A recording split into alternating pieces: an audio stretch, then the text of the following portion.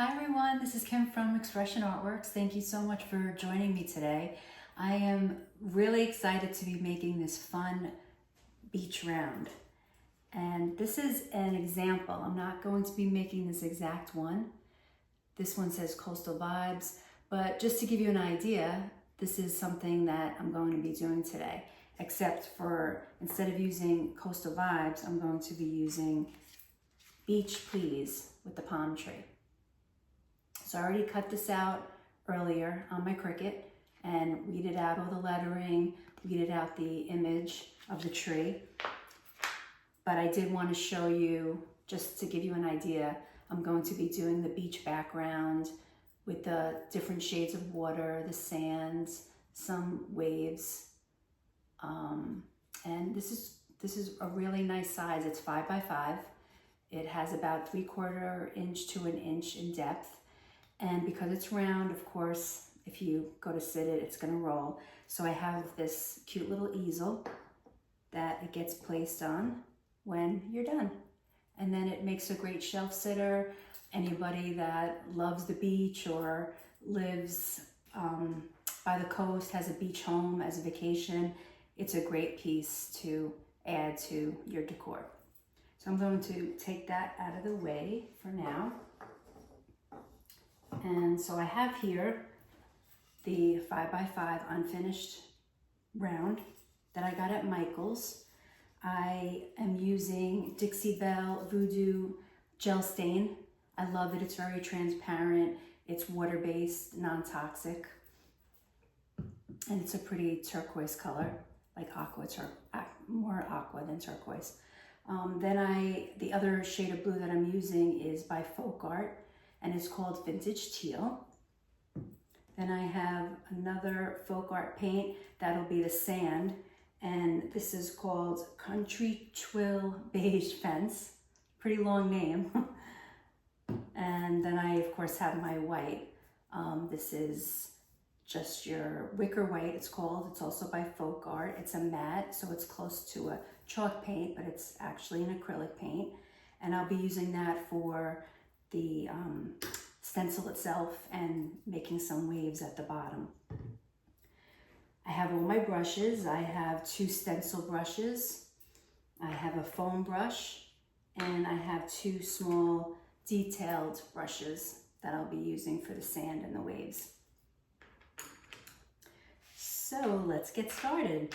First thing I'm going to do is use the gel stain, and that is going to go on the top, the bottom and the top of my wood, and also on the sides. So I'm going to apply that, starting my beach background, making my water.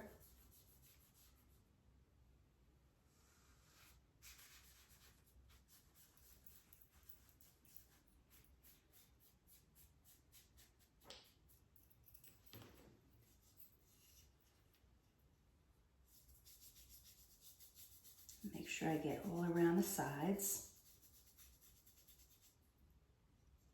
And this color is more, like I said, transparent, so you could still see some of the wood. If you did want it deeper, you can always dry that first coat and apply a second coat to it. I am choosing to just go with 1 coat because I'm also going to be adding some of that deeper blue, just to give it some variation in depth. When you think of the water in the Caribbean, how clear it is, and it always, as you're walking in, it's always such a pretty turquoise aqua color. And then as you get deeper into the water, it gets darker. So that's kind of where I'm going with this. I want that illusion where it starts off lighter, but then you have the little bit of darkness coming through more towards the middle and the top of the round. So this is it, and as you can see, it is very transparent. I do have to dry it real quick before I apply that blue paint on top. And of course I left a little bit at the bottom because that's where the sand is going to go.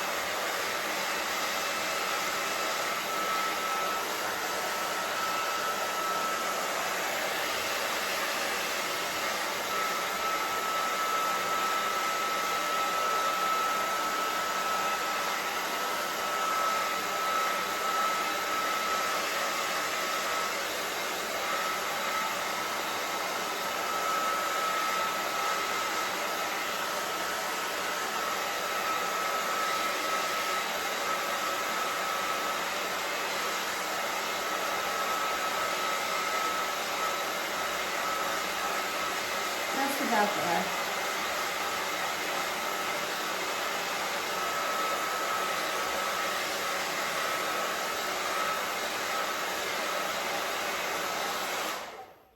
Okay, that should do it. Even if it's lightly wet, that's okay, because the way I'm going to apply my blue, you can see I have like a little drop in there.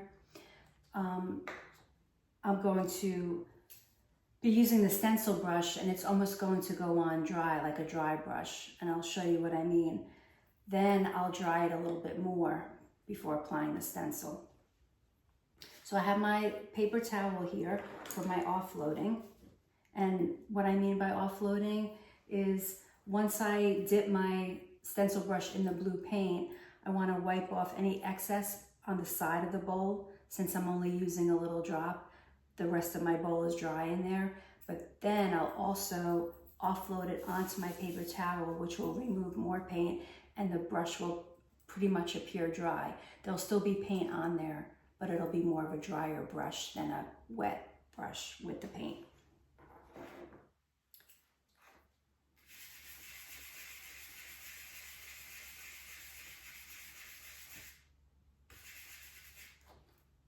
Offload a little, and not much came off, so that's good. And then basically I'm just going to brush it on.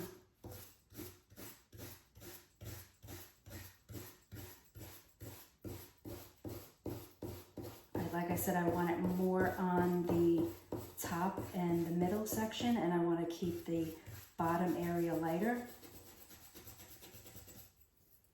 I was a little stingy with that little drop. I actually needed a little bit more. I always say it's always safer to start off with less paint, because you could always go back and do more. Once you have too much paint, then trying to fix it is it's doable, you can do it, but it's just going to take a little bit more time. And having to, paint over a mistake and go back over it. Whereas if you start off lighter, and you could just gradually add a little bit more if needed. That's usually the smarter choice.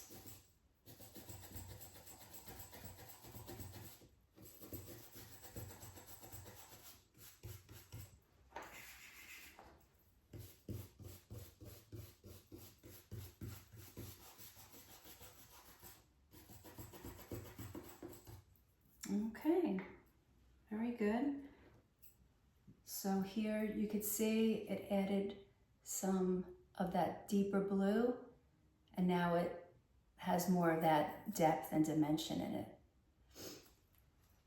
So the next thing we're going to do is I'm going to grab one of my small brushes, and I'm going to be using that nice tan cream color for my sand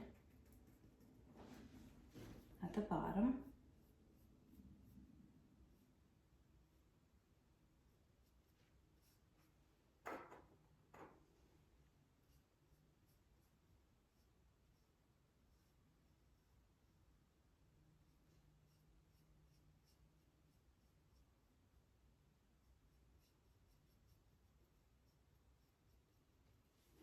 Okay, dry that up again.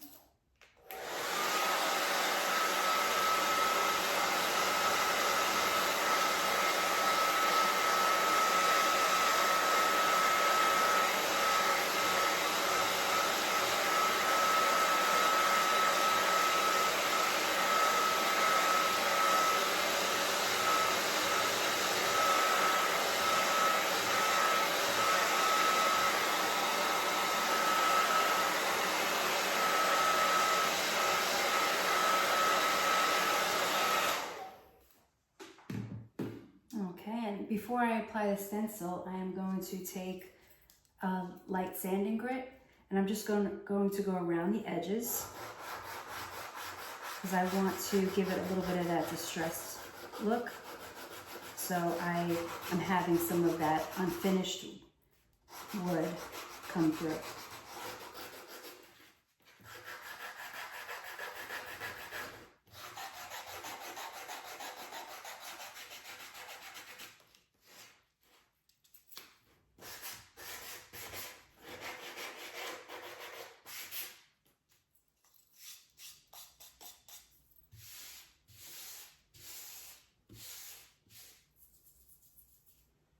I don't know if you could see around the edges, you could see some of that natural wood coming through, just to kind of add to that beachy, weather distressed vibe.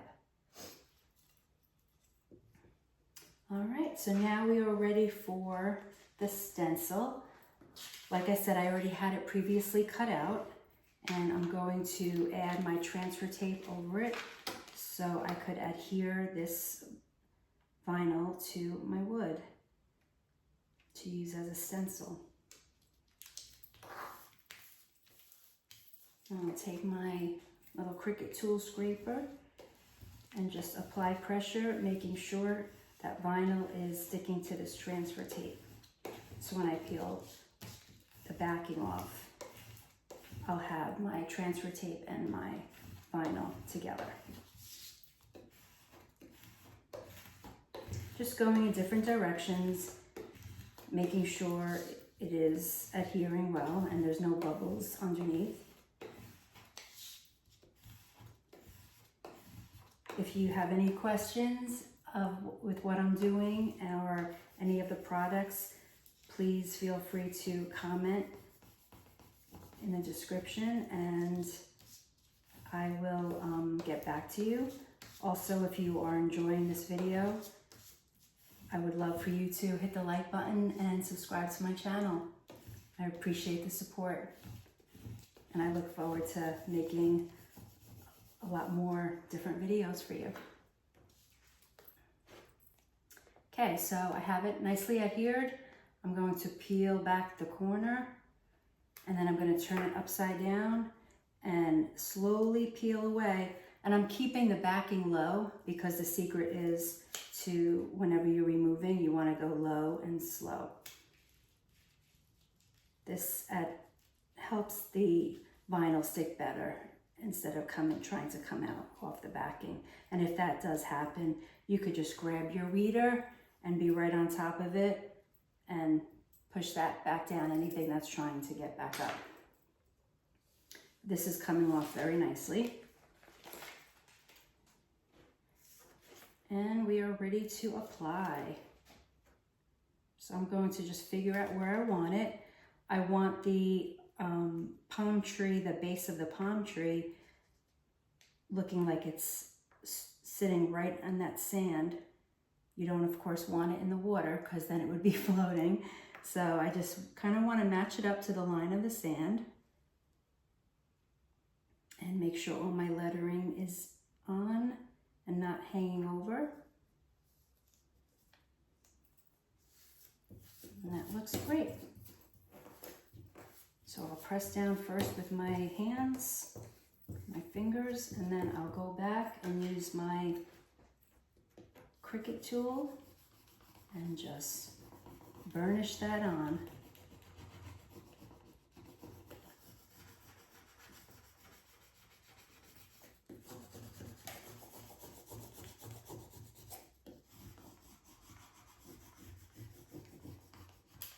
Make sure it's on nice and good, no bubbles. So this way when you go to paint, you don't have that vinyl lifting up. You don't want that paint to get underneath because that'll cause a mess and you'll have bleeding and your image and your letters won't be nice and crisp and clear.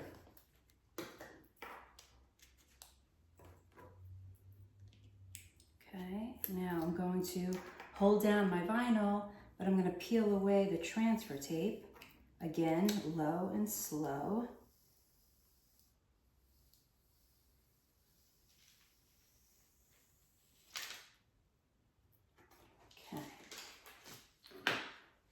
I will take my other stencil brush with my white paint, apply enough on the brush, but again, you don't want it too wet. That would be way too wet to start stenciling, and that's what would cause the paint to get underneath. So you want to offload it onto your paper towel and remove more of that paint so the brush looks a lot drier. And then you go ahead and you start stenciling. I usually like to go in a circular motion, making sure that I'm covering everything that needs to be covered.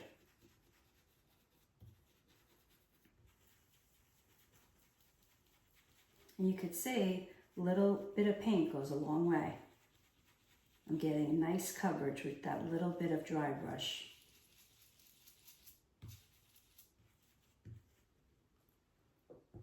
Then I'll go back in for my tree.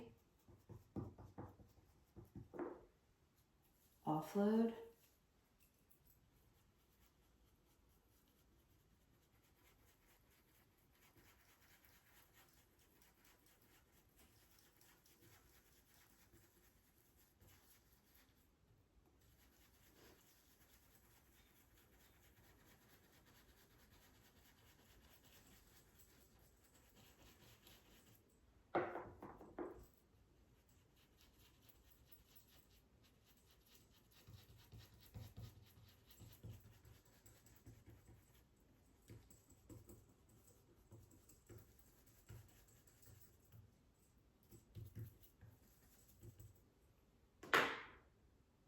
And now she's ready to peel off. Oh, it looks great.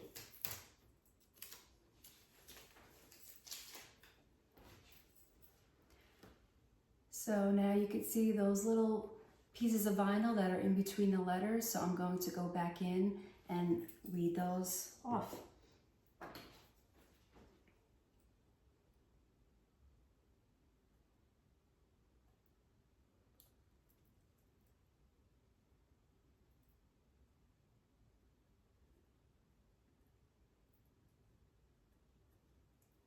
Also, as I was peeling away the vinyl, there's a little spot by the tree that some of the stain came off. So it's exposing the underneath, which is the unfinished wood.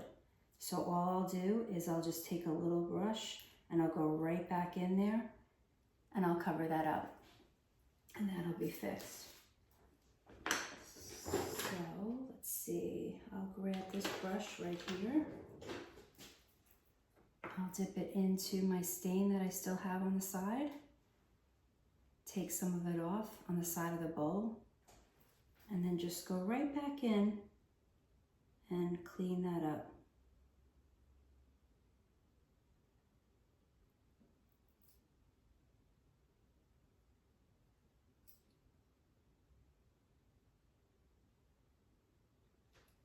There we go, perfect. So now it is time to create my little waves. So I have my square brush. It doesn't come to a point, it's a square head brush. And I just need a little bit of paint on each side. Add a little bit more because I use most of it on my stencil.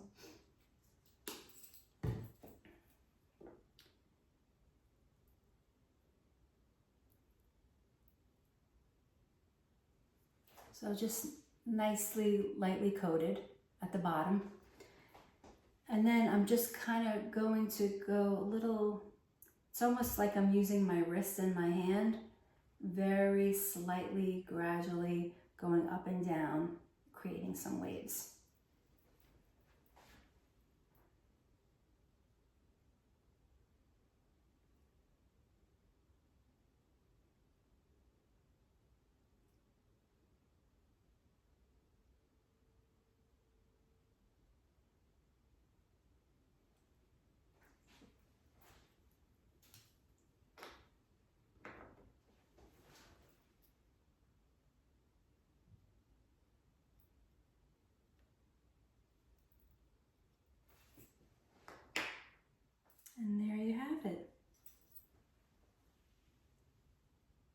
think it came out great.